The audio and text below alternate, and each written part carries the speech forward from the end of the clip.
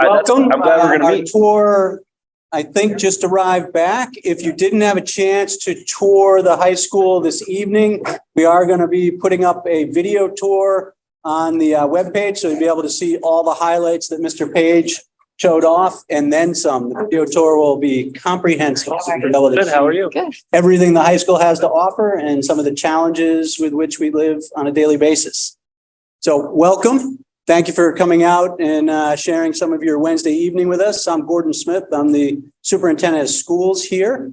And what we wanted to do is take a little bit of time this evening to give you an idea of where we are with the high school building project. And with that, we are currently in what the Mass School Building Authority calls the feasibility study. So we're still in a study phase, and we'll go through what that means through some slides this evening, and then most importantly, get to a section where you get a chance to ask questions and hopefully go away with some better understanding of how this whole process works and how hopefully in the end, we solve numerous challenges down the road for not only the ELPS and LHS community, but the community at large. So without further ado, we'll go to the next slide. Just to give you an idea of who the school building committee is, this is the group that ultimately is responsible for making decisions not only within the feasibility study, but down the road when we get into any building project. And many of these individuals are here, and I'll introduce them. We have Mr. Crucial over here, Steve Crucial, who's our committee chair. I've already introduced myself. We have Ms. Blair over here, Assistant Superintendent for Business. We have, who's next up, Mr. Page, Building Principal. He led the tours. Then we have Ms. Brown, who's on the end there. Mr. Thompson, who is our school committee chair. Ms. Marjan Boucher, one of our school committee members. Mr. Christensen, who is the deputy town manager. Mr. Quimby, who is our information technology director and really go-to person for everything in the town. And then, see, did I miss any school building committee members who are here?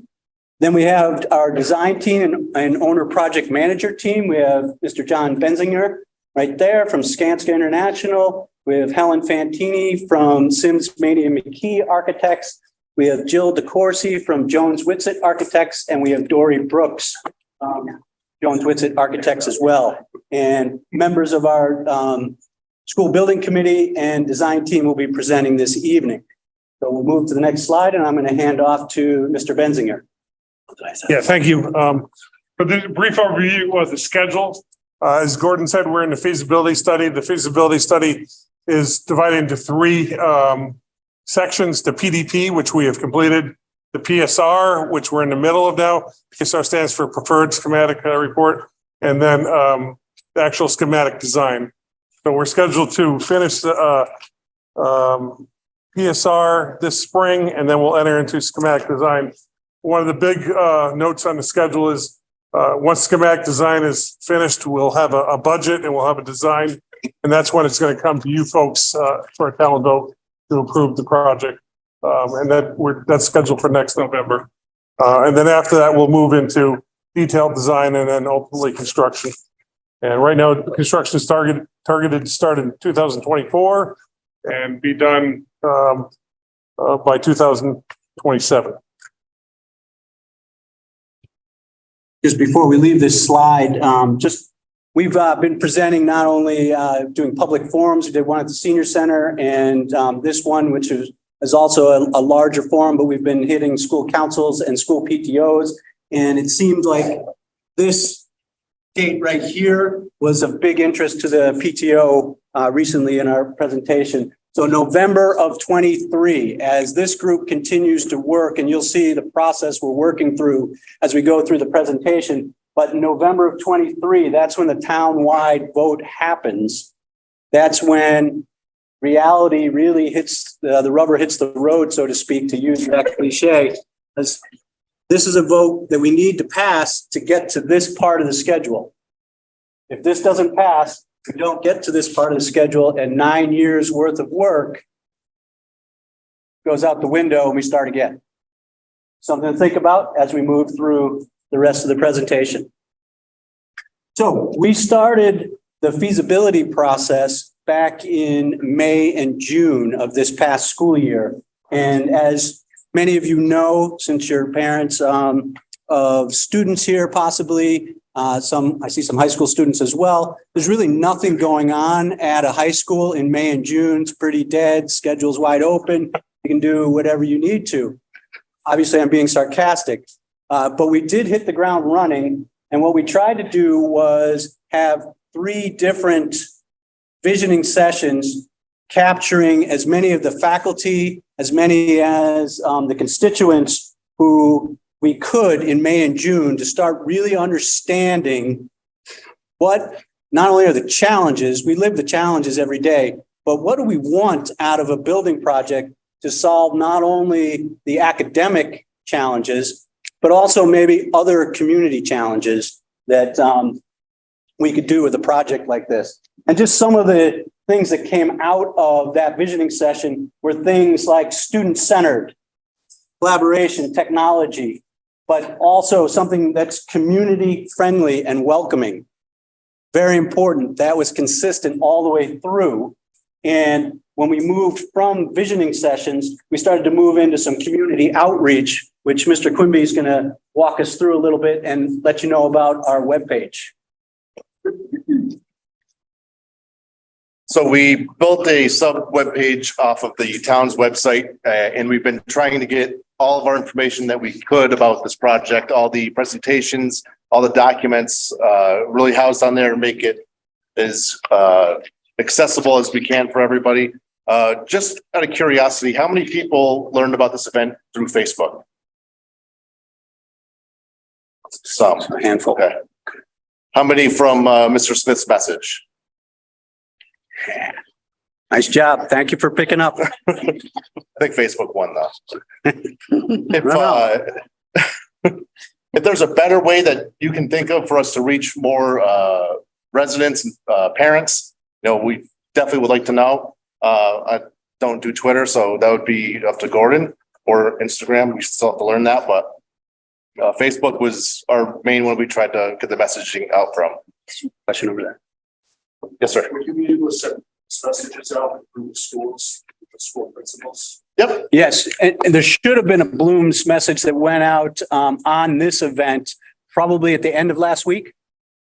No, but if not, that's good to know, because like we try to hit all of that, because I know families, especially at the elementary level, are really connected to Bloom's.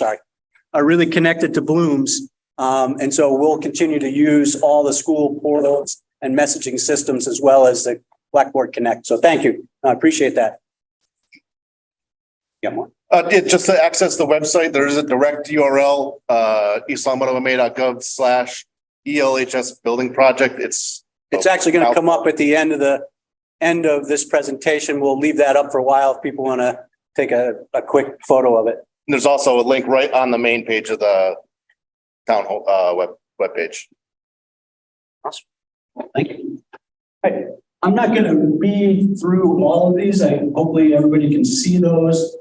Simply put, as we're putting together this feasibility study, a big part of it is making sure that we're looking at what our educational goals and priorities are, not only now, but into the future. And so simply put, we're going to continue to focus on the whole child and make sure that we're putting all of our students in an instructional atmosphere and a school culture that allows them to grow academically, socially, and emotionally. The key in all of this, as you look at a building project, is how does a building help us do that not only now, 5 years from now, but also 50 years from now? And that's where the design team comes in and really helps us shape those educational goals and priorities. With that, I'm going to hand off to the design team.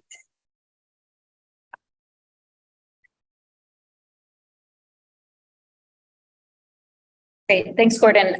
So as part of the feasibility study, this is very much the getting to know you phase. We learn about your educational priorities. We do the educational visioning, but we also need to look at the physical conditions of the site and your building. So this is sort of a zoomed out view of your site. Beautiful site. It's less than 3/4 of a mile from the center of town. It's truly a hub in your community. It's a great opportunity to do this project. So just again, briefly, we've got 3 means of access to the site currently, 2 off of Maple Street, 1 coming in secondarily off of Norden. Speak up a little bit. I'm struggling to hear you back. Oh, really? Close. Really close. Oh, Yeah. really close. Sorry. So, the 3 means of site access, the 2 from Maple and 1 from Norden.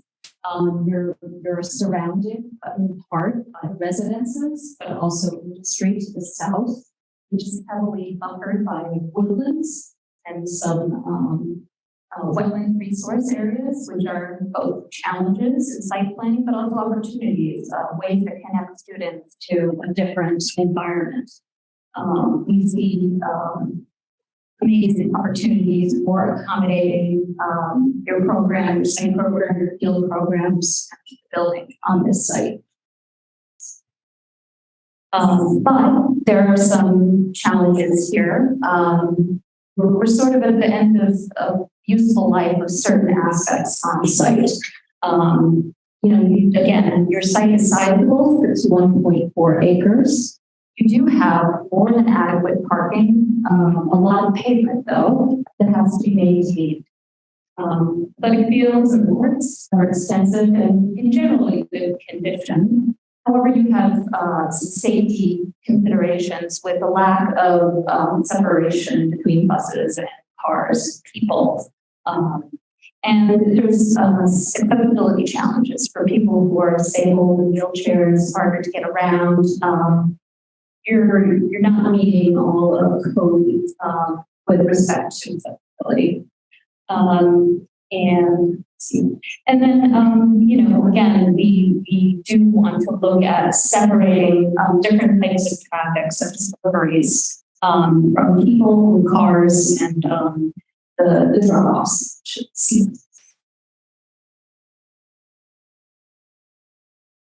I'm going to try and race through some of these things because for those of you who are on the tour, you heard a lot of it when we were walking around. Frank explained a lot about the building.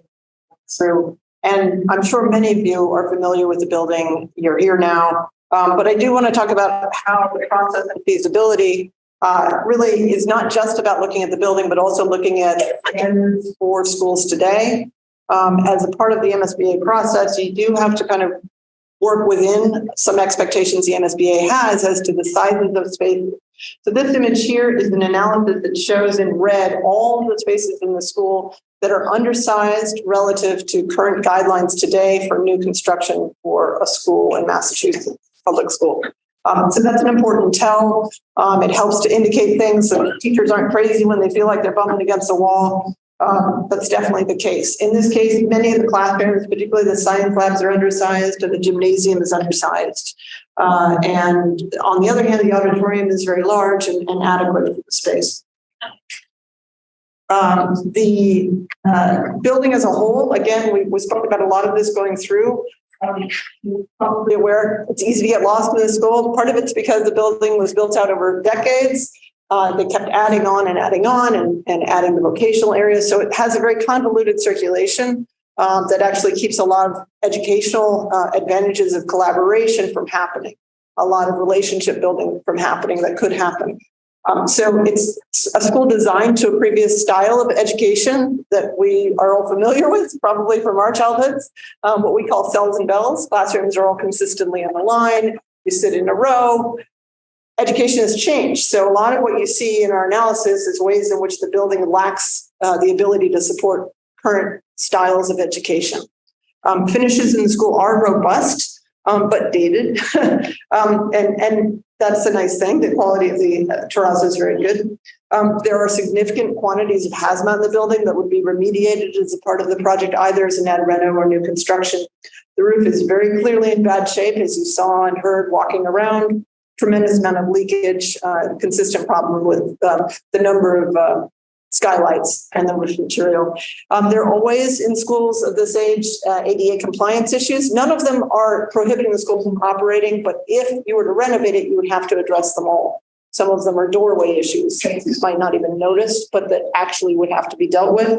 And then the mechanical, electrical, and plumbing systems have all exceeded their useful life. So the cost of pulling and replacing those systems when they're under slabs and in walls can be quite significant. And then as a whole, the envelope of the building, this is a school built in the era of cheap gas and heating and cooling systems dependent on natural gas, fossil fuels, and very little insulation that time. So any update to the building has to update all of the walls, the roof, the insulation. And even then you're somewhat limited because you can't pick the school up and put insulation below it. So there's constraints that prohibit us doing all the things we'd like to do in a new construction project. So as an MSBA project, it's important to just bringing the building up to code are, what an ad renovation might do and what new construction might do. So the committee has been actively working with us to explore and guide us as we explored with them different positions on site and different types of renovation options, maybe to eliminate this part, maybe eliminate that part, what would we do? So we've already gone through that process and tried to narrow the field further. In this round, we're actually down to presenting and doing cost estimates for an ad renovation and new construction. And we already have a number for what the cost of a base repair would be. So we've eliminated down to these 4 options as we entered into what John referred to as our PSR phase, where we're about to narrow further before going into schematic design. And part of this conversation is about community input to help guide the committee in making a final decision as to which direction to go for the final design and for schematic design and pricing. But what we have looked at again is that base repair, bringing everything up to code, an ad renovation option. We looked at new construction south and central to the site and found it was cheaper to do right behind the school rather than putting it further back in the site. And then we've also been exploring early on the idea of putting the community use programs, the district offices, LCAT in a separate building. That, of course, proved to be more expensive, but it was an idea that we explored. So in the early round, just based on square footage of these different scenarios, we explored the potential costs of this project against other projects around the state that are going on. So not with the detailed design, but just taking cost per square foot and applying it to the program goals that East Longmeadow has. And that was establishing essentially a potential range of cost. It is huge. And don't deny that. The cost of school construction, as you know, has gone up. And again, the requirements to meet a school today and all the systems requirements are exceptionally different than what was originally in the school. So we'll talk a little bit more about that. But this process was just to establish a range and then to dig in further. It really helped the committee understand the scope of the project they may be facing. And then also it helped us to establish at a rough level what the state's contribution. So the MSBA is a great project, great program. Your tax dollars support the MSBA, and those tax dollars come back and grant the district to help defray some of the cost of the core educational program. And the grant for this school, we estimate to be roughly around $45 million. So we've already done a presentation like this previously, and we spent quite a bit of time in that presentation talking about the ad renovation option and the new construction option. We were just getting into new construction. We found that there was a lot of interest in new construction. And for that reason, we've been focusing a lot more of our attention in the last month on the new construction option. So we're going to spend a little bit more time looking at that today. If you're interested in exploring the ad renovation option, as Ryan mentioned, there's a lot of information up on the website already. But again, the challenges of ad renovation that really deterred the committee from exploring it significantly further are that there are physical constraints to bringing full ventilation and contemporary heating and cooling needs into the classroom wings that would require lowering the ceilings to a point where they become somewhat dysfunctional. And we'd have to blow out the walls and redesign all the laws to try and create the classrooms large enough. So we still have to do an addition beyond just doing all of that work. And by the time we add up all of those costs, there isn't a significant difference in cost between ad renovation and new construction.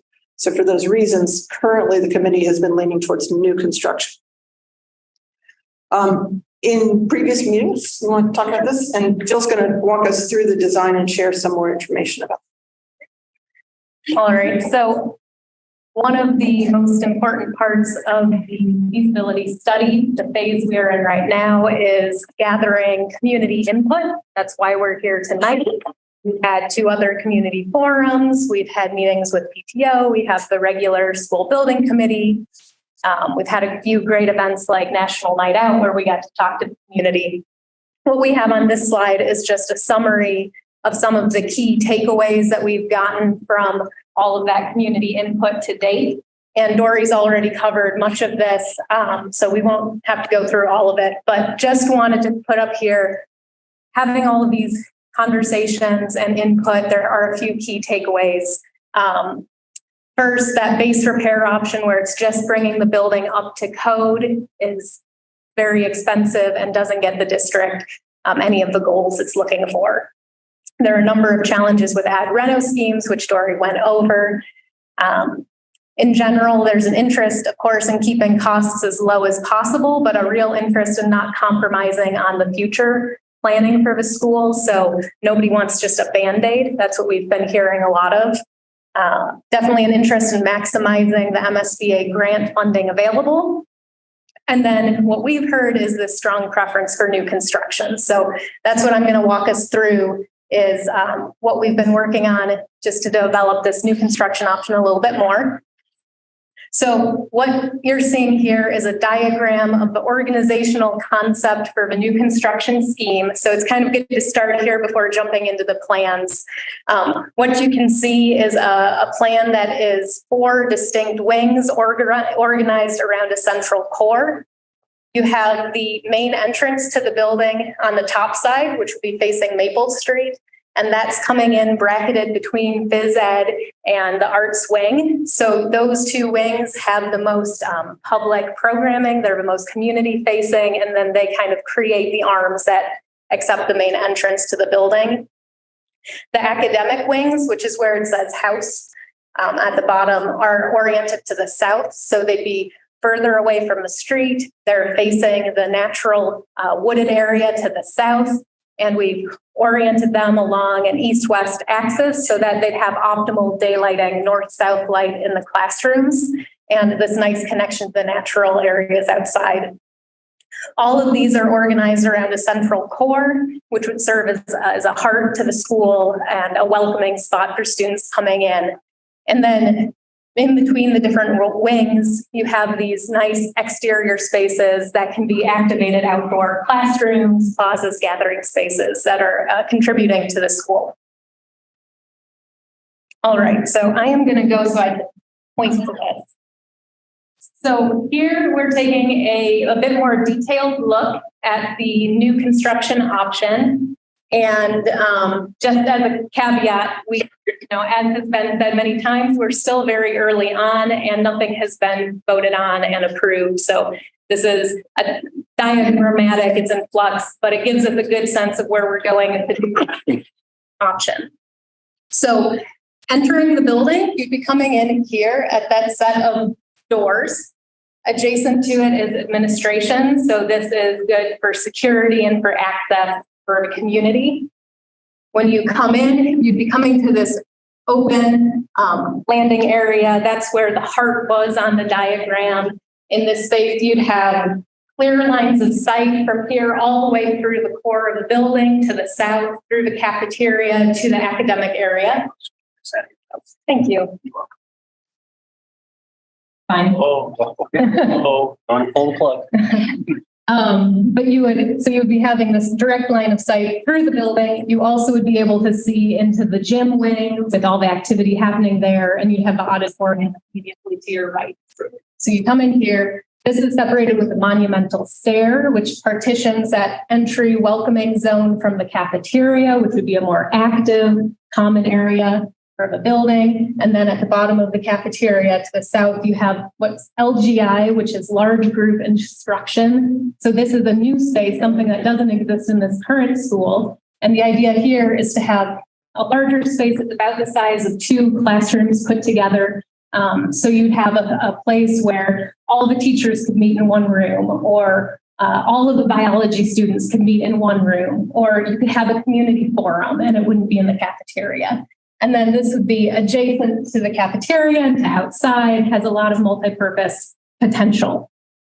The academic wings we have coming out on either side. We've organized the academic program into 4 different houses, is what we're calling them. They're academic neighborhoods, an organization to the academic wings. So in each of these houses, and there's 2 on each floor, this is a 2-level area of the building, you'd have a mixture of classes. So the idea is that it would be interdisciplinary. You'd have some lab classes, you'd have some standard classes, special education classrooms would be integrated throughout, and the programming will be integrated throughout. Each of these would have their own teacher planning room, resource room to support students, and then a variety of small group space. So the idea is making the actual physical form of the building facilitate the teaching goals of interdisciplinary learning and project-based work through these different spaces and flexible spaces. Each of the wings is also oriented so that you can have access to courtyards and to the outdoors to the south. Looking over at the second floor, which is on the right, the teal area that says MC, that's the media center, the library. So that serves as a connecting bridge between the academic wings on the second floor. And it serves as a landing and transition spot. So when you're coming in here, you could go up these stairs and you'd come out on that landing and you'd have the media center there kind of welcoming you into the academic area. We have some of the larger programs like the vocational room studios, the STEM lab, the graphics studio are positioned around the core to kind of help activate that and to showcase those programs so that everybody can be experiencing those as they go through the school. The arts wing, auditorium, music, classrooms are, off here. And then we have the district offices are located in this location. So it's on the west side of the arts wing. It's part of the high school footprint, but it would have its own entrance. And then the district IT is located on the second floor in its own suite behind the STEM lab. The gym wing is off to this northeast, and this what you'll see in the next site plans. You'll see how this relates to the organization of the site. So this is in proximity to the existing artificial turf field. And then you can also see where we kind of indicated where a pool could go. It would not be part of this project, but it's a project. But you would end up with a cluster of athletic facilities all angled towards the front-facing, the town-facing part of the site. Jill, Yeah. do you want to explain that the pool would be concurrent? You want me to explain that? Yeah, go ahead. Okay. Just a quick explanation of the pool. So the MSBA is very clear on their policy around pools and that they do not participate as part of their grant program in reimbursing districts towards putting in pools.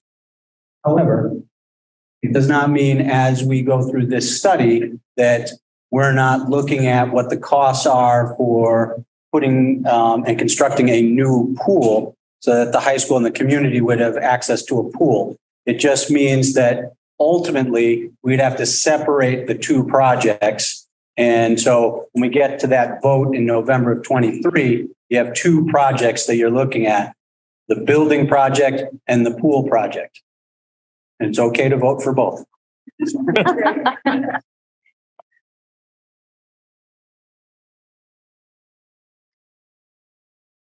Thank you. Try to do what Jill did, although this is a very large image. So as part of the planning, we've been meeting with several people. We've assembled a site design focus group that sort of spans across the town and school department. Includes educators, DPW superintendent, community planning director, parks, recreation director, as well as educators. And so when that site focus group was convened, and police and fire, when that group was convened, they were asked, well, what are your hopes and aspirations for the site? How do you want to feel upon arrival on campus? And there were four major themes that really came out of those meetings. And one was a sense of welcome, being on a campus of green, inviting, welcoming entry, safety and feeling safe on sites socially, but also physically. A community hub. And again, thinking back to the first look at site, and you're sited well in town and you use it that way right now. Fireworks, community events, making sure the community is still using and welcome on the site. And then circulation clarity. So again, we thought back to the existing conditions, separating buses and cars and deliveries. All of those four key elements are driving the current site plan. So again, same disclaimer, we are very early in the process. We are undergoing a traffic study right now, and the site survey is underway. There's some topography that we need more information about. However, what we're showing here is a new building located about 40 feet away from the existing to the south. We are showing 2 points of entry off of Maple. We are not showing the Norton Street access. We heard from the neighbors there, their concerns about safety, and we think the plan is working well. Again, we're going to look at the traffic study and make sure that these assumptions are correct. With that welcoming green sense that everybody wants, right now we are indicating this oval off of Maple Street. That's one circulation loop that would be either buses or parent drop off. And then from the northeast access closest to St. Michael's is another access point that also terminates in a circle. So again, segregating buses and parents or cars is the goal here. We're working with a parking program of approximately 400 to 450 cars. So approximately 300 are indicated in that oval, with another, 150 in the oval, and then up to the northeast, another 300 for students. Field program wise, we've been meeting with the athletic director and again, the recreation director, and we heard their priorities are 2 baseball fields, 2 softball fields, 2 soccer, and one football. And again, dual use depending on the season. And in the next 2 slides, we can talk about how pedestrians and vehicles are separated. So go to the next. Yes, thank you. We're replacing tennis courts. Those are shown up closest to the St. Michael's parking lot. We're showing the 2 basketball courts that we understand CPA funding located potentially next to where the tennis courts are. We've heard a desire for concessions and toilet room facilities, which we are showing closest to your football field and track. New press box. And new press box is also currently in. And so the purple is indicating vehicular lines of movement. The 2 loops that we looked at in the last slide. This shows on the east shows access for deliveries to the kitchen. The dash blind indicates that emergency vehicles would be able to have 360-degree access around the school. And then I can also point out in this slide, we are planning for those opportunities where we can have outdoor dining, outdoor learning, amphitheater, fixed and loose seating, so we can really engage with the site. The next slide indicates a separated pedestrian pathway. So limiting crossings wherever possible.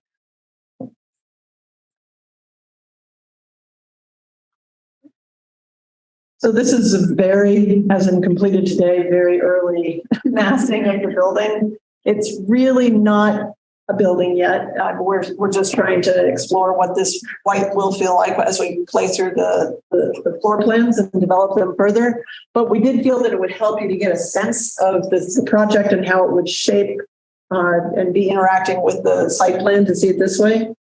So this is looking from Maple Street. Maple Street is down at this end. So we're looking from the north towards the south.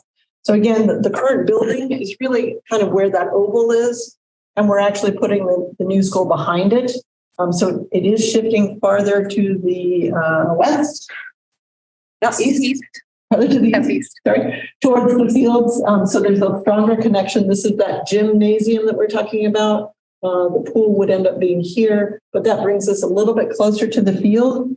And then you can see how largely the parking does stay to this side of the building as it is currently. And that's largely to be sure that all those fields were able to get as much recreational field into the site as possible and as much good quality outdoor experience for students. So it brings the whole building closer to the tree line, which also we see as an opportunity to have an actual relationship to the trees and the shade from that, creating good outdoor space around the school. And you get a sense of what that circulation will look and feel like. We haven't even begun to do anything at the entry. Obviously, there's a lot that we want to work on, but it gives you a sense of how we're trying to kind of celebrate the arrival to the school and establish knit together the whole campus of the school through the building and be sure that we get good quality daylighting at all parts of the building to make the experience inside the building as optimal as possible for students.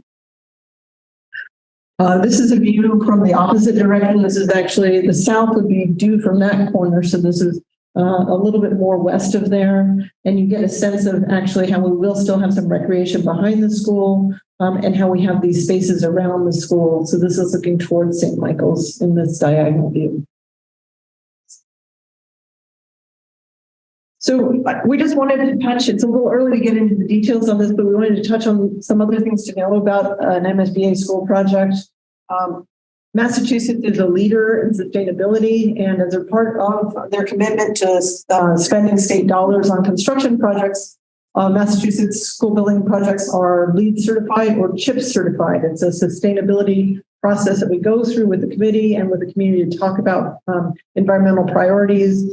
And it's really an opportunity. Every community approaches this differently and has different sets of priorities. To some degree, there's an obvious set of overlaps. There's a lot of issues that all schools have in common, wanting to have good quality environments for students to learn in and to want to save energy and have low operating costs. Those are really key for everyone. But there's also other opportunities that avail themselves as we go through this process to talk about. Some districts like to focus on the idea of the building as a learning tool that really demonstrates sustainability to the larger community. So those are ideas that we can talk about with the community. If there's a strong interest, that actually can become a priority in the design process.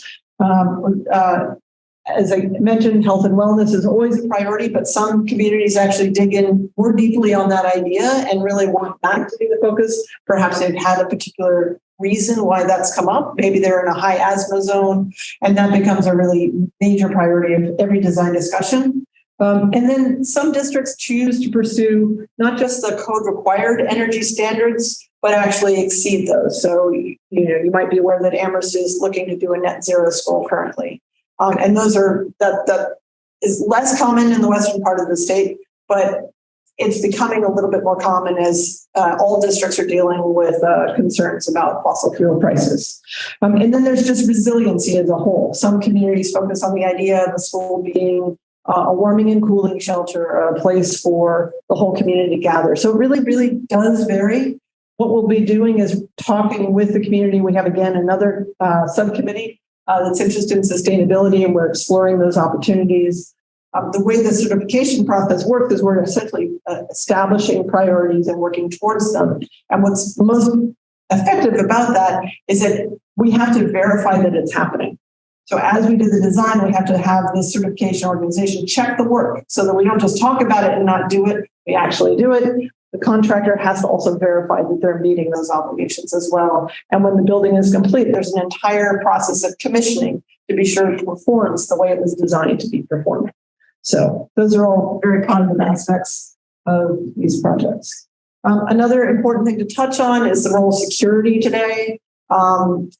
That's a heightened concern for everyone. It's so much a part of the process that we often, frankly, forget to talk about it enough. But we do understand the concerns everyone has. Again, we have a security consultant involved in the project, and we spend a lot of time designing for a higher standard of security than you would ever have imagined in the past, or that you could have retrofit into the school today. So it's very different, again, starting from scratch, being able to accommodate those concerns. So for instance, this building has a lot of different exit points, maybe too many exit points. It used to be that you'd have a classroom door that could go right out. So there are areas of the school that are fairly permeable. That's something that's very different nowadays. We have exits for fire reasons, but we don't really want it so that anybody can come in anywhere. So you have access control at every entry point to the school. You have a heightened threshold of security at the entry point. This image here is showing, it's a little hard to see from where you are probably in full light, but the contemporary design of the school has a double vestibule so that any visitor entering after the start of school has to be held, has to communicate with the administration directly before they're released and able to enter the school. So it's a sequence of entry points that actually allows for control. So those are very common concerns, and they become just a natural part of our design process. And use of cameras on schools to keep an eye on the outside and inside of the school. And again, a centralized control system that's keeping track of any use. So teachers will have a fob or a card, so you're able to control and know who's entered at what door. So again, these are standard procedures, but something that I know community members are often very interested in knowing about. Again, as Gordon talked about, this is an opportunity for you as a district to really change those things in your community that may have been stymied by just the age of the building in terms of education. So we've had a lot of conversations, and we encourage you all to participate and take a look at some of the conversations that have been underway with the faculty and the students about education. So again, we're looking to create spaces where students have a more student-centered culture. We think about that in terms of coming out of COVID, how many students were hard to get back into school, were feeling vulnerable, or were struggling socially. The design of the school will be making a priority out of the student experience and making sure the students do feel welcome and valued and have the opportunity to learn how to collaborate and work together, which is something that actually is more implied and more required in the workplace today. So we'll be optimized for better size classrooms that we talked about. We'll also provide flexibility in the school by creating more varied space types. So again, the school of the past is just all the same type of room. Now we insert smaller rooms along the way to allow for support services closer to the classroom. So if you have a student on IEP, they need additional assistance rather than having to go all the way across the school to get assistance with math. There's a place near the classroom where they can get pull-out services right there and get back into the classroom. So it's a way of keeping the educational experience more functional for students and supporting them where they're learning and creating a more inclusive school environment. Updating of all technology is a part of the project, updating the furniture is a part of the project, and obviously addressing all the infrastructure issues. And this building has significant electrical issues, but also will be able to address data and provide better data access everywhere. And then finally, we've heard a lot from the community is a desire for the different spaces to be high quality. Restoring the auditorium, addressing the finishes in the auditorium. In a new project, it would be an entirely new auditorium. Those are priorities that we've heard and we are excited about, because you do find that where students can actually express themselves is also where they can become engaged and remain excited about school. So those are great opportunities ahead of us. Now we want to stop and talk to you all and hear from you. Again, it's partly for the design team, but also for the school building committee, who I think are eager to hear from the community about what they're excited about, what's developing, and what they're concerned about, so that we can respond to that. got the wireless one. Yes. That's the mic. Yeah. I'll switch. Are you wired up? Yeah, I'll be the runner. You want to be the runner? This. You might need it. We'll see who questions. Perfect. Get my internet.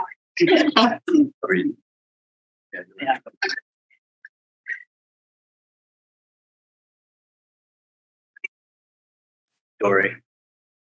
There was answering questions. Hi, thanks for being here.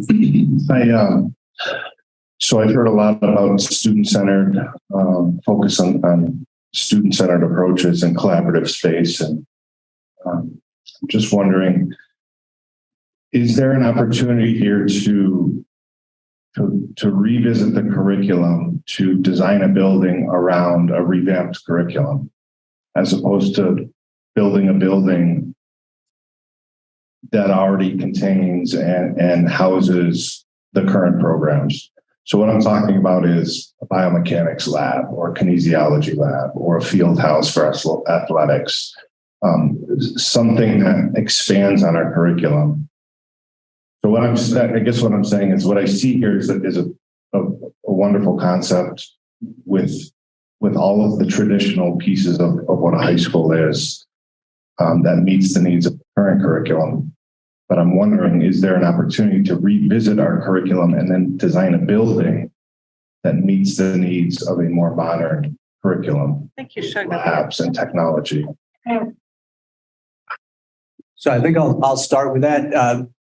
The first part of the feasibility study, we put together a full educational program looking at a lot of where we want to go with the curriculum.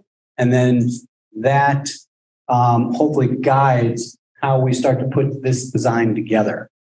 So I believe you're asking is happening through some of the work that we've already put in.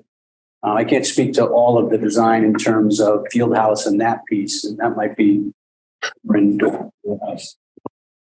I think it's a great question. I think there is definitely a process that goes on through this, starting with the educational plan, but often usually a district's already been starting a lot of this process before we've gotten to this point, as this district has done. They did a larger facility study quite a while back, and then have also implemented certain changes to their curriculum along the way. So by the time we get here, some of that is about, okay, we've been trying to do it, but we're struggling to do it in this building. So there are a few things that I think are going to be new. So a lot of the, their programs, you saw the robotics room, for instance, you saw that there's a little engineering room. You may have seen that there was an LCAT studio in the school, and that had become popular for students to take internships at LCAT. So we have also explored, is this an opportunity based on how the process works of expanding certain programs? So that's why we really tried. The image of the heart actually meant quite a lot, because what we were trying to do is take things that exist in the school but are actually kind of in the dark a little bit or buried by virtue of the building, and pull them forward and make them more central and active and available to all students. So that's why there's a large STEM studio rather than these little isolated pieces, to support a more robust interaction, not just by one teacher, but other teachers as well. So those become resources everybody can use. With the video, we've decided to actually put together a video studio that actually would be fully supported by a new hire in the district to support digital production education program. So there have been some adjustments along the way based on not full cloth, brand new, but more what's been working in the district.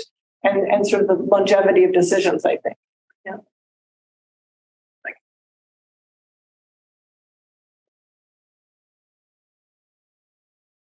So I heard about the football field and the updating of the press box and stuff, and I really like the design. I'm curious though about like the baseball fields, the softball fields, the other soccers. You guys plan on doing lights or concession stands or press boxes for them to update them to be, kind of in the modern era, like how they are now?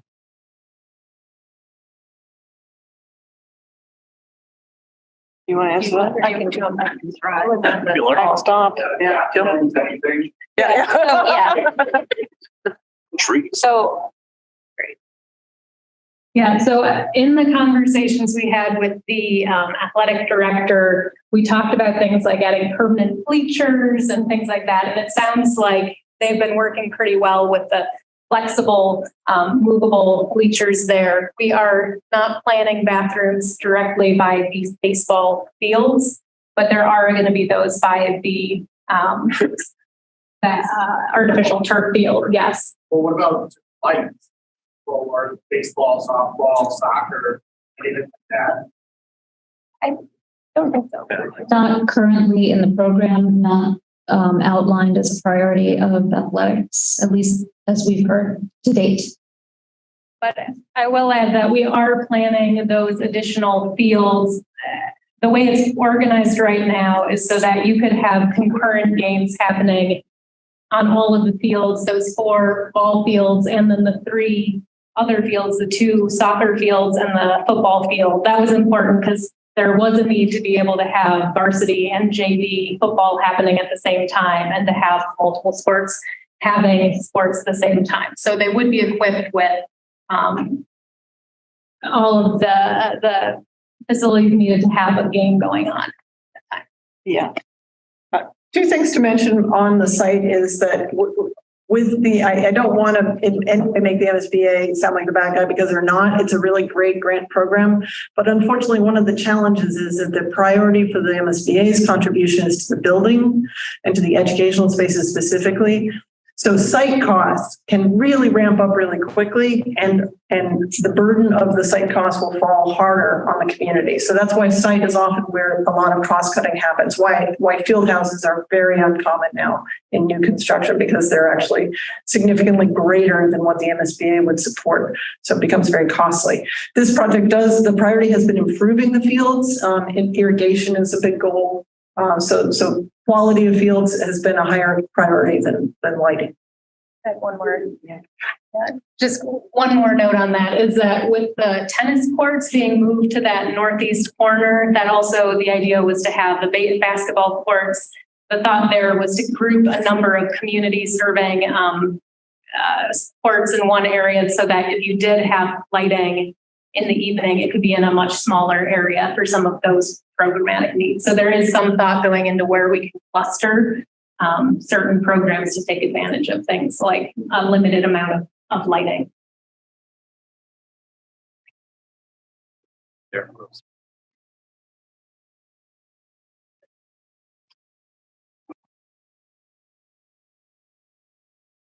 Thank you. Great design. I love what I see there. I do have a question about the location. It sounds like it's over here, correct? The new school. What is the process for the build out as far as those are athletic fields over there that are currently used, correct? You would obviously lose access to those while the new school is being built. I'm assuming we're not going to start with the athletic campus over here. Has that been addressed? What would happen with the athletic fields and programs during the build out of that 3-year period?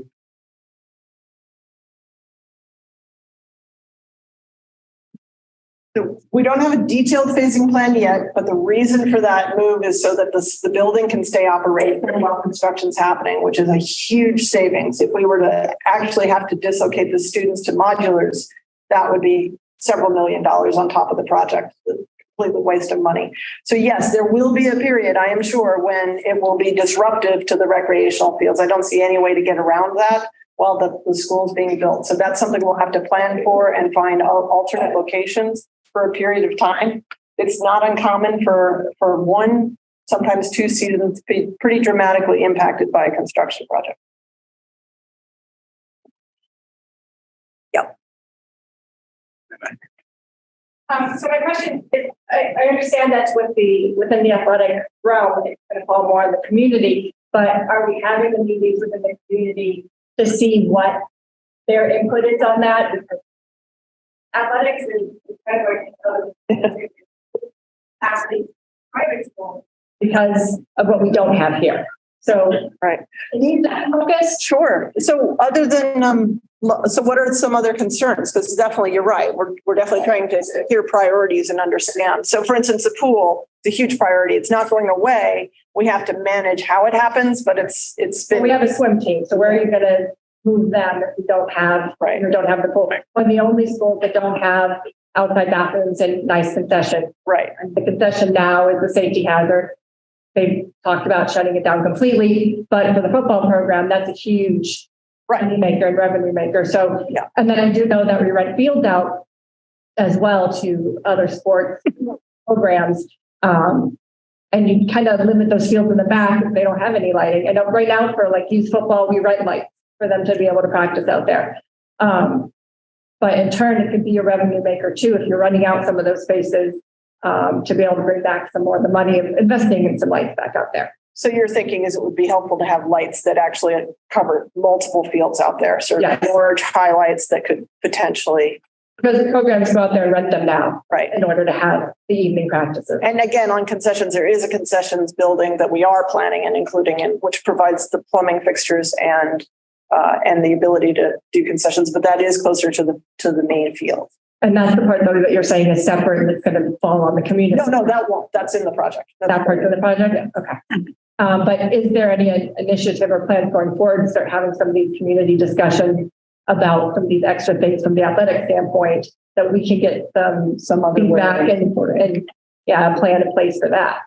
Yeah, no, I think that's great question. It's, we have a long ways to go and it does, like, by the time that we can be, but we won't even be open with school, until 2026. I feel so. A great deal of time to organize other ways of getting at some of these other issues. It could be brought into the project now, but the balance is that the communities, the committee, and they could speak for themselves as well. But if the project looks as if it's going to be too difficult to pass, the concern is if it doesn't pass, you can't come back to this moment again for 9 years. It could be very, very difficult to get back in line and to obtain that grant that the MSB is offering the project. So that's part of the balance. Is it's hard to make those choices as to what's going to be too much for the community to tolerate. So I don't know if anybody on the committee wants to speak to that. Just how you would react or how we might bring in other things after the fact. Yeah, I think our goal right now is to not lose fields, and we're on pace to do that. Certainly to finish the stadium as we've been trying to do for many years. So that's our top priority: bathrooms, concessions. So within the project, those are our goals. And future lighting would be in the future, I would say, just realistically.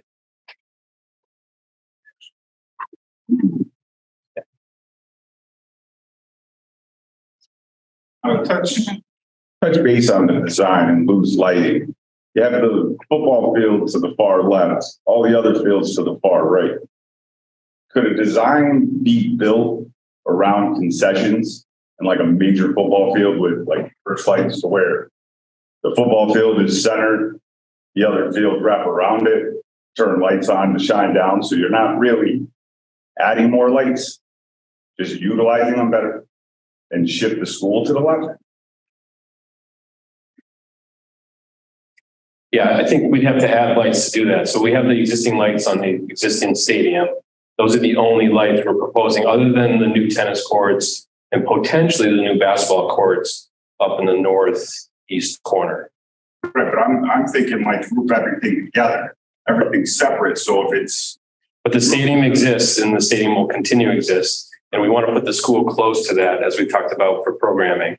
And so that puts the other fields on the other side, logistically speaking. So within the project, we are not planning on any new lights anywhere other than the tennis courts and potentially the basketball courts. Only for a cost factor. That's really all there is. So we can't do everything realistically. I got the mic, so I'll ask. So, and it's me. Do we know what the cost of the pool is going to be, and would adding the lights, the pool addition, be something we could just add in as well? I can't imagine at the cost of 175 million and whatever the pool is going to be, adding the lights or something additional to the field. I came from Westfield, so Boland's Field had lights, and that was something we did all the time, whether it was football or baseball or lacrosse and any other things. It was definitely an attraction for sure. The place for the kids to go as well. Right? The lights on is a big thing. So just a thought. I think This is a feasibility Gotta roll study. now. So what we can also do is look at getting the infrastructure to where lights could go, so that that's a part of the project, and we could test that out and provide that information. Our job is just to help them make decisions by providing information. So I don't see any harm in actually, we're hearing this, find out what that infrastructure cost would be. To the question about whether it made sense to put the building further away, the cost of putting the building further away and the paving that would have created would have been significantly more than the cost of the lighting. So the school's where it is, partly because when we studied putting it farther into the site, that was a more expensive construction project. So we're trying to balance a lot of different cost priorities, so that might help to at least get that information, make it available. And just in terms of the pool, because you brought it up, so I just wanted to address that as well. Our goal originally with MSBA was to include that as part of the project, one vote. So the vote is next November, as we talked about already. We're now going to need to have 2 votes, one for the whole project, the second for the pool project, which is about a 7% of the total project.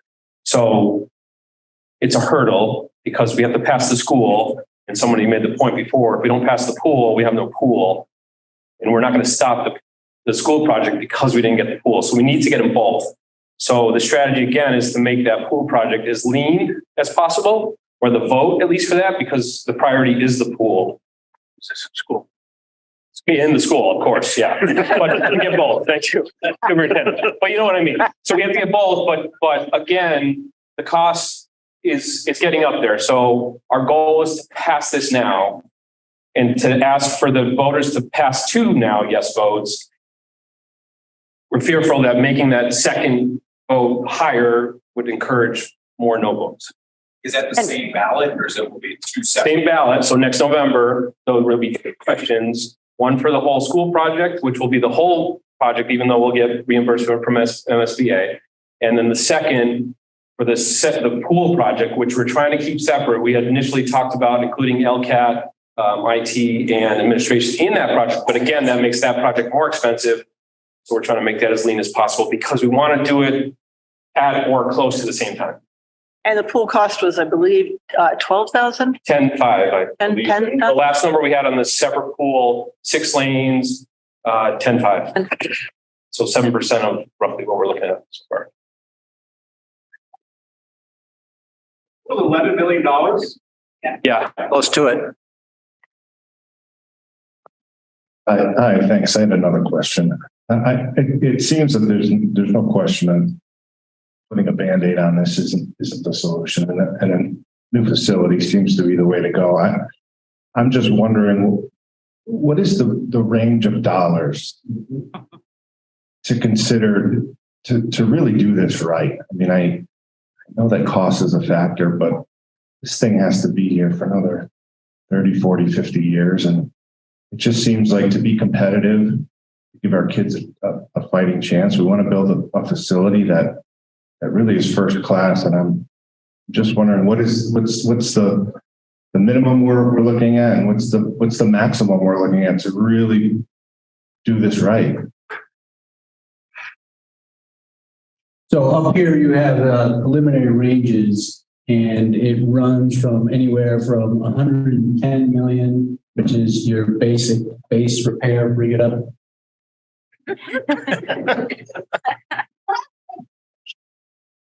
Exactly. It's right here. And then going all the way out where I believe we had started to look at separate buildings that Mr. Thompson was talking about, putting LCAT, pool, and central office out in a separate building that is possibly up to about 175 million. But what if we were to incorporate some of these, I don't want to call them bells and whistles, but the lights that some of my peers out here have mentioned, and really making this thing pop? What would the cost then be? So it sounds that we don't have costs on that right now, but it sounds like based on this discussion, what we'll do in this study, because that's what we're really doing, is putting together a study, is start to look at what are the costs for these type of things so that the school building committee can make informed decisions as we continue down the road. Do these costs include the pool, or is the pool in addition to those costs? These costs include the pool. We'll set a project. I have a quick question about the solar panels. Like, what is the plan for that? Is that going to be on the building? Are they going to do something in the parking lot, like over the parking spaces? We're not there yet. Can I just go back to the previous question before we get to that one? So as we're trying to talk about what the project may look like, we're obviously headed towards that end more than anything. But if we don't get that vote, this is the kind of number we're looking at updating this building, right? And so realistically, for the vote to fail, we have to get somewhere here, which we spend about $1 million to $2 million on an annual basis in capital improvement. So to think that we're going to be able to do this to the existing building,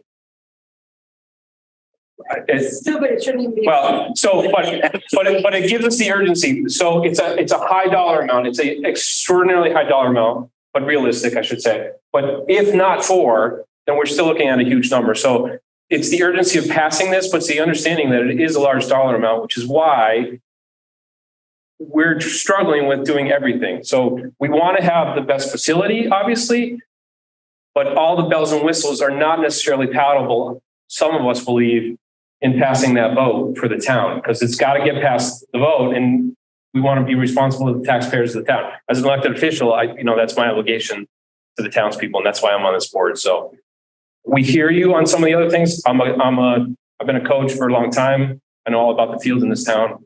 We're going to have better fields, but our priority is to get the bathrooms, finish the turf field, and then, have decent fields surrounding. The solar panels.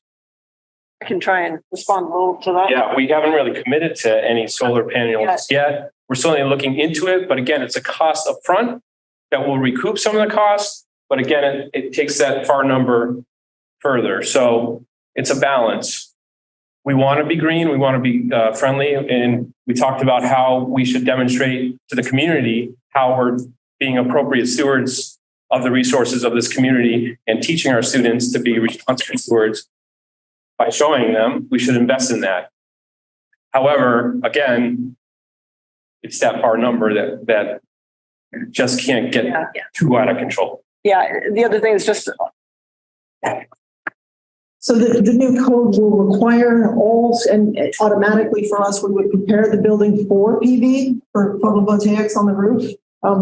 It's less expensive than photovoltaics over the parking and much easier to do. So we'll be planning for that, designing to that standard.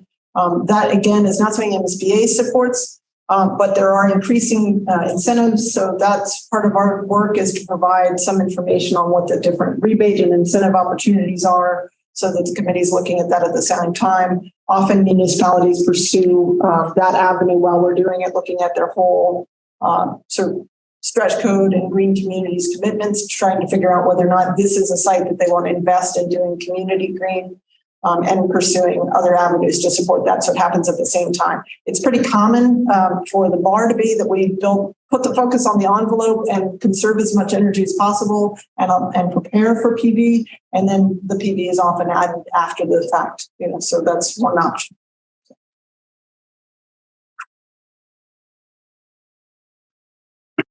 Hi, I think this was mostly touched on, but it seems that at the end of the day, it's a large number, and we can either have patched up building or we can have a brand new, beautiful facility. So it seems pretty obvious to me that we should do it. So I think it looks great, and I'm excited and happy. So can I just follow that up? We're all here today, and I hear peripherally like what we've been doing to, get this building up and moving and off the ground. It seems crazy that it's next November that we're voting on this and that it's not happening sooner. But what can we do to spread the word to make sure that this happens and that it happens at the level that will meet the needs of our students and not the patch job? Steve, do you have any interest in responding? What we often see is your school building committee can't They have to stay above the fray, so to speak. They can't actively advocate for school, for a yes vote.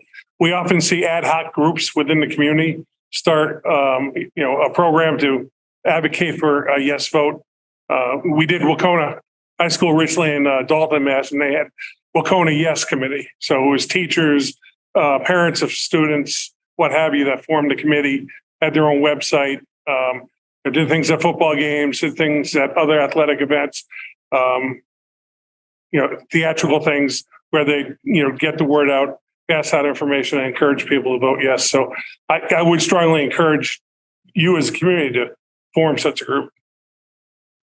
Typically, once we're into schematic design, we'll have a lot more material for you to share with people as well. But it's never too early to start that process of gathering people together and forming a committee.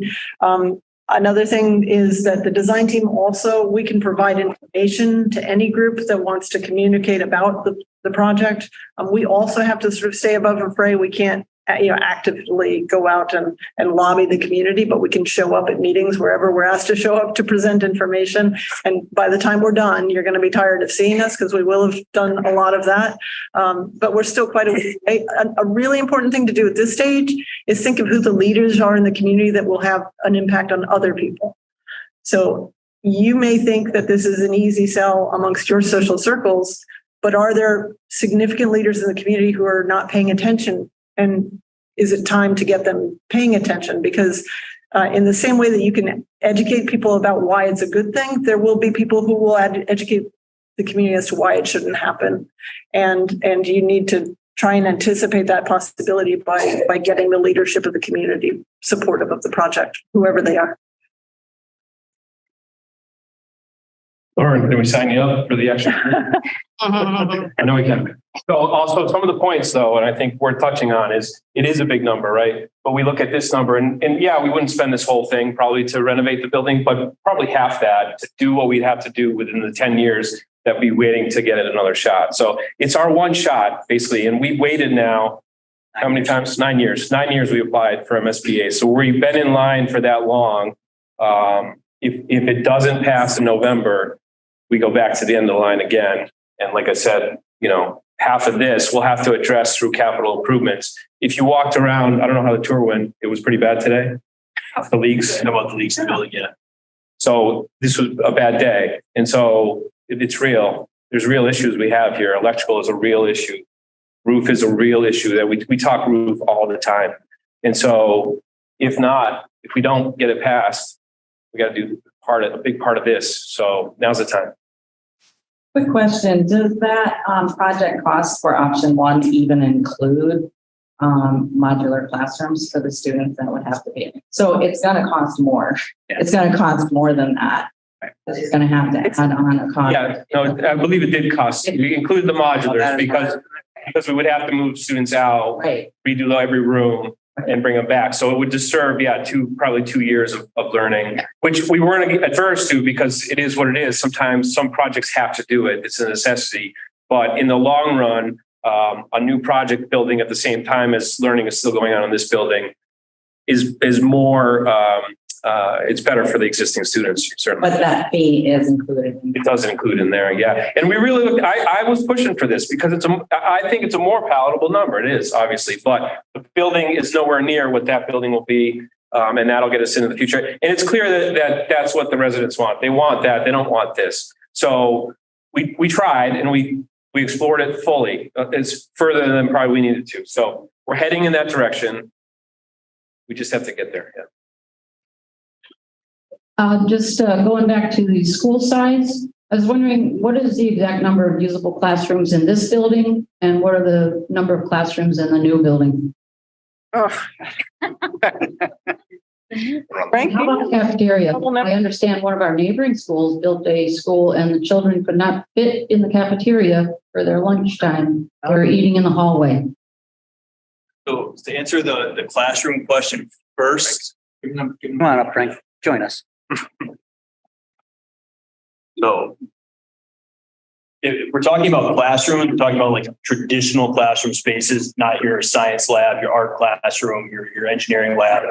believe, if I'm correct, if I'm wrong, we have 37 classrooms in our building right now that are what you would call your traditional classroom spaces. In a new build, that number does decrease. One of the things that the state pushes is the efficiency of use of that space, where they project out that class should be used about 80% of the class of the school day. So our number of our classrooms would decrease to, I believe, 27 or 28 projected out, give or take. 30. Not counting science labs. Not counting. So that does not include science labs. So right now we have 8 science labs in the building. We would have 8 science labs. Art classes, that's not in that number. So you're talking like your math, your English, your social studies classes. When we played out all those numbers and looking at some of the different flexible spaces we have, it does work, so that's not a piece that I would stress about based on seeing all the nitty gritty of it. If you look at, for instance, we have 9 math teachers, 9 English teachers. Really what that does is those reduce from 9 to 8. We can make that work. It's not a Teachers don't reduce, rooms reduce. yes, rooms reduced, not staff. And make something work. Why aren't we making it so that it works well? So I don't know if you want to hit on that one, but it's really about the efficiency of the space. Go ahead. So as a teacher here, hi, I'm Carol Forward. I'm a teacher here. And one of the things, Celeste, that we found is that in this new building, right now, we don't really have prep spaces. So there's no working collaborative spaces. There's one teacher's room.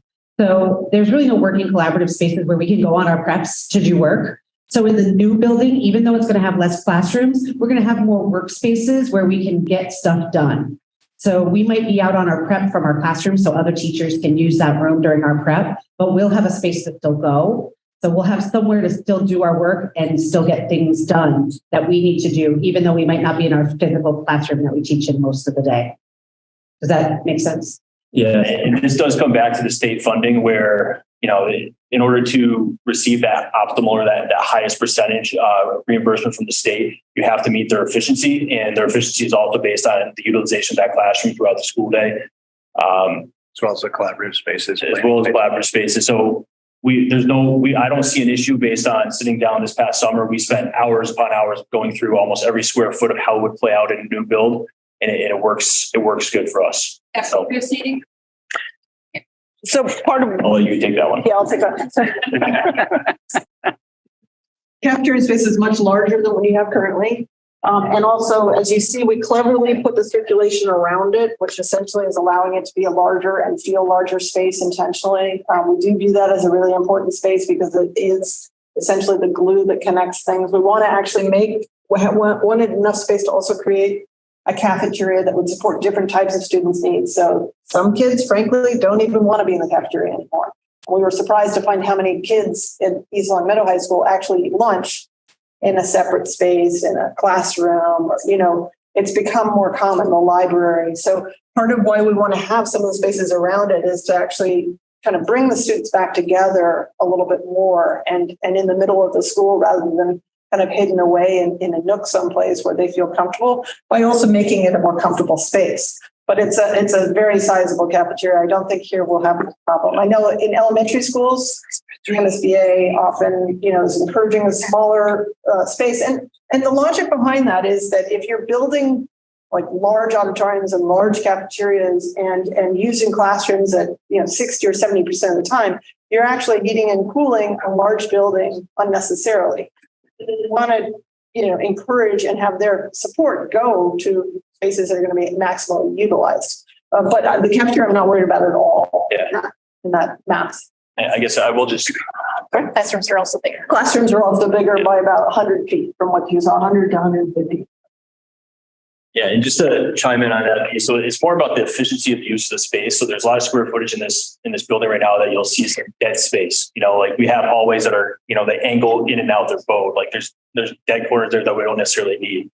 So cafeteria right now, we have 2 cafeterias, but there's dead space even within this cafeteria. As long as I have right now we have about 300 seats in our cafeteria for lunches between the large caf and the small caf. And I will just say from a supervision perspective, it'd be a lot easier to have it in one space, which we do have in the new building. As long as I have 300 seats, it makes our lunches are going to run fine. Right now, on average, we have about 260 to 270 per lunch and it works easily. So I'm not really concerned about that piece. As Dory highlighted, we have more than enough seating in what's projected out in the new building. But a clarification question. when you were referencing the 110 versus the $175 million. Culture, sorry, I just, Yeah, no I'm trying problem. to pick it up. So, Recording, I can't. when we were talking the 110 versus the 175, those are the options that were reviewed to put to vote, correct? So a no vote on the 175 doesn't mean we're spending 110. Right. A no vote on the 175 means we're not doing anything except repairs to the building as needed, like we're doing now. Yes. Can you go back to that slide? Yeah, I mean, yes, to answer your question, the vote would be on, and we're not there yet, but we're heading in that direction. And it will be yes for the project or no for the project, and yes for the pool or no for the pool. That 110 was an original option considered to renovate this building.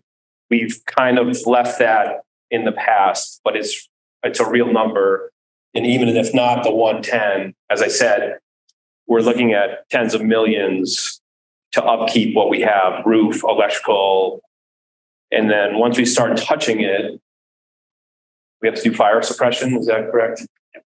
If we get into a major renovation, over 25%? There's a percentage, right? 30%. 30%. Over 30% of the value of the building. If you break 30% of the valuability, you have to bring it up to code completely, which would bring a lot of those costs that we wouldn't necessarily need to fire suppression if not for it. Dory, I have a quick question. Going back to community involvement, what is the best way for the people from the community? Can they contact the superintendent's office? Can we make a list? How do we get them so we don't have a bunch of small groups all trying to work? You know, are they allowed to, make contact with the superintendent's office and they can just give a list of names to someone? The principal and the superintendent have slightly looser, rules in that they can, yeah. The principal and the superintendent have a little bit more latitude to be able to speak on behalf of the project. It's probably good that they be maybe the superintendent's office as a contact point to try and connect people and then pass off at some point so that a committee can form. But that makes sense. We should put up the contact information so you can learn more. And eventually, like what will be helpful now, even though we're putting things out on Facebook through the district, it's helpful to ultimately have an actual, moderated Facebook page on behalf of the project that's actually communicating farther and answering questions, because this is just part of the community's Facebook page. So it's not getting quite as much traffic as eventually you'll expect. So just to take that a step further, so this is the website that's dedicated to the building project, has a ton of information on it. You can find that just on the landing page for the district. So if you go to the school district website, scroll down just a little bit, it's right there.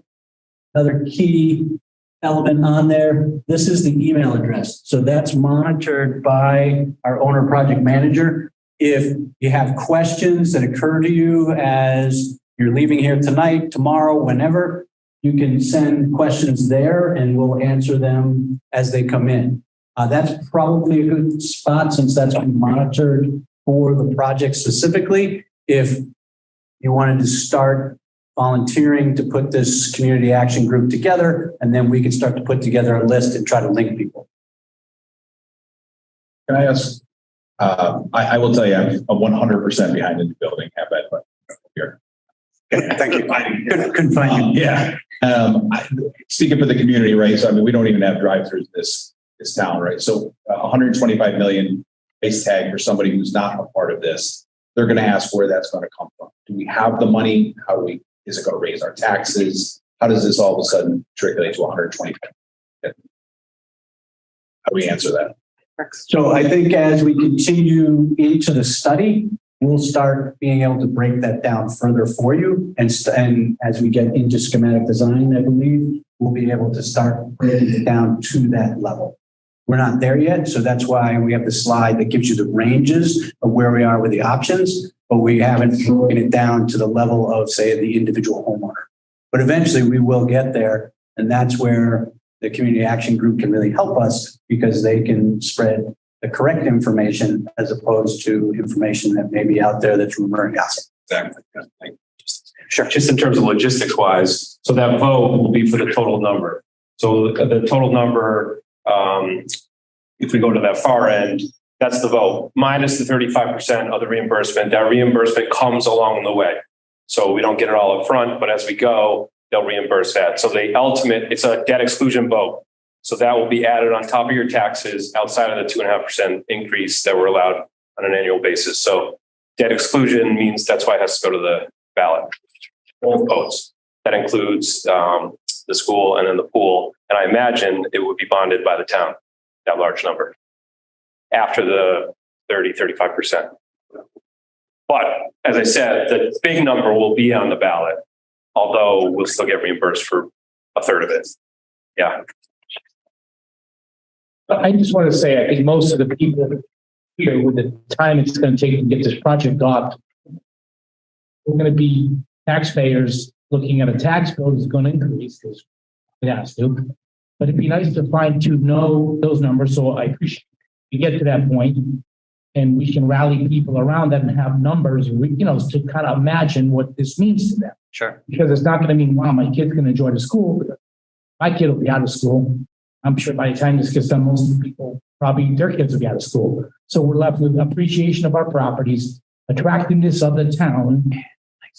And just, it's been an anchor for a long time, this school, to be honest. And all the other schools with the nice, other communities with beautiful schools were kind of time. So I'll definitely support, and we'll get people together and we'll spread it, but it would be helpful to have that. What will our taxes be? What do we project the change to be? Is there any add backs or any savings from the energy efficiency versus the old school? That might be part of it. We'll keep back a little bit here and just, just quantify it. And, I think the other part is people will have appreciation of the properties because it's an attractive school, attractive community. It adds to the attractiveness and to living in East Long Meadow versus somewhere else. So I don't think there's anything around. I just think those numbers will be helpful in rounding up the support that you need by November.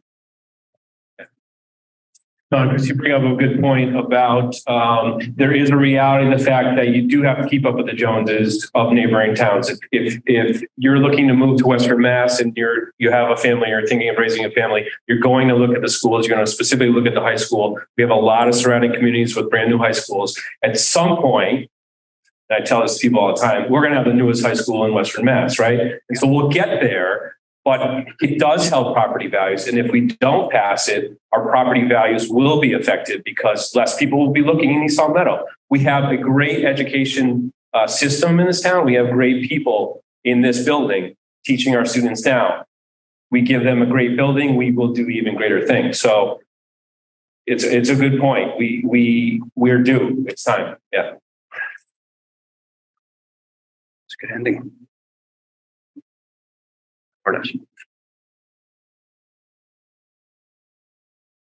So I just want to say thank you for hearing the neighborhood and the traffic through the zone, the stop signs. Our neighborhood has been pretty vocal. And could you share the timeline and plan for traffic studies? It's underway. Yeah, it's underway now. I believe that we have funding also if after a certain point we'll do even more because sometimes they're quite extensive. There's a lot of modeling involved, but they're just starting that now underway. We should have information before the end of the year, definitely by February, we should have that information when we make our next report. The way the process works is the feasibility is divided into 3 parts. At the end of each part, we have to report on the project. All of that report is made available to you to see. It's lengthy, but we also report that to the state so they can review it, be sure that we're asking all the right questions and answering all of these issues. That's part of that study. Geotechnical work is also going on to test the soils. So there's a variety of different studies going on. And all of that information prepares us for that schematic design. So we should have that by February when we make our next report. And that'll be useful. And we may continue to do more work down the road based on how the design evolves.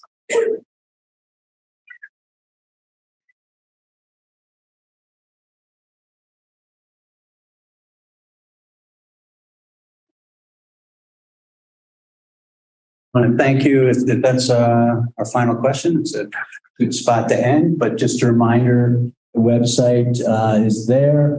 If you don't take a picture of this, which is fine, just go to the landing page for the school department and you can find it right there. And I think as we're sitting here, we just got our first email. So thank you for whoever sent that. We'll start that list going. We appreciate it. We appreciate your time, appreciate your enthusiasm, and we'll get this done. With your help, we'll get this done. So thank you.